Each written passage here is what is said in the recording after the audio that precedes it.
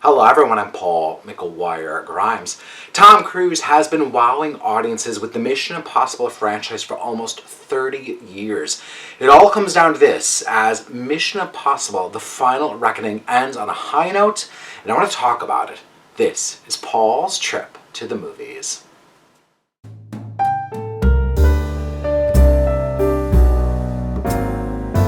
The Final Reckoning picks up months after the events of Mission Impossible: Dead Reckoning.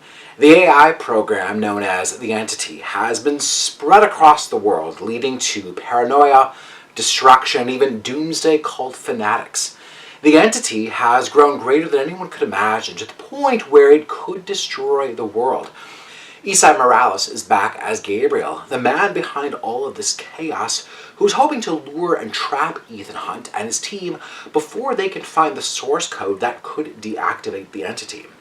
Simon Pegg, Ving Rhames, and Haley Atwell are all back as members of Ethan's IMF team.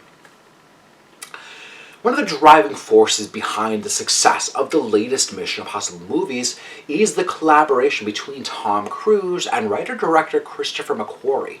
Now, McQuarrie came in as kind of an unaccredited writer on the fourth film, Ghost Protocol, back in 2011, and has directed each film in the franchise since then.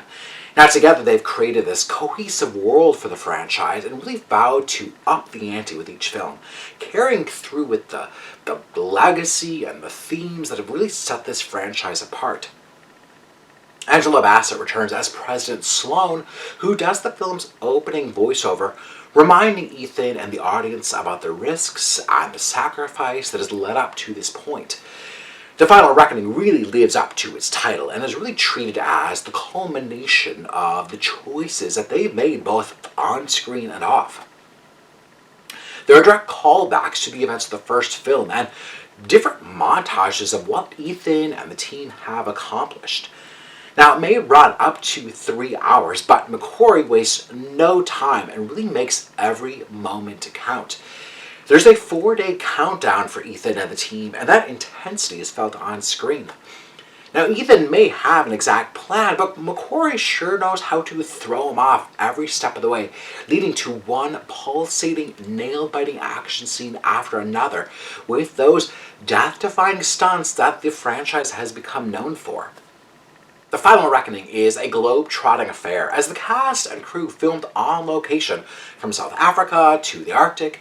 The practical effects and the set pieces just increase the stakes and the stress level for the audience as you feel the heat and then the bitter cold, from the depths of the underwater scenes to the no-holds-barred aerial stunts. It's truly remarkable to watch what they accomplish. McQuarrie never races through any of these scenes, though, and frequently cuts between what Ethan is doing and the trouble that the team is in.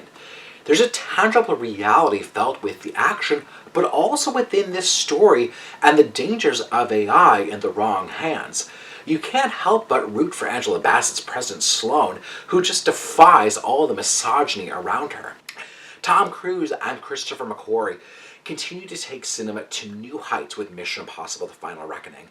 And if this is the end, then it's an epic, thrilling, and emotional conclusion to one of the best franchises in film history. I'm giving Mission Impossible: The Final Reckoning 4.5 out of 5 ticket stubs. If you like my review today, click subscribe on my YouTube channel. I have some movie reviews, and I got to interview Simon Pegg, Angela Bassett, Haley Atwell, Palm Clementine, and Greg Tarzan Davis. So check out those interviews. It was a real treat to talk to them about this franchise and some of those movies that you just never forget seeing on the big screen. Follow me across social media at Paul's Movie Trip. I'm also on Letterboxd, and then go to my website, paulstriptothemovies.com, for even more reviews. Thank you so much for watching my review of Mission Impossible: The Final Reckoning. This is Paul's Trip to the Movies.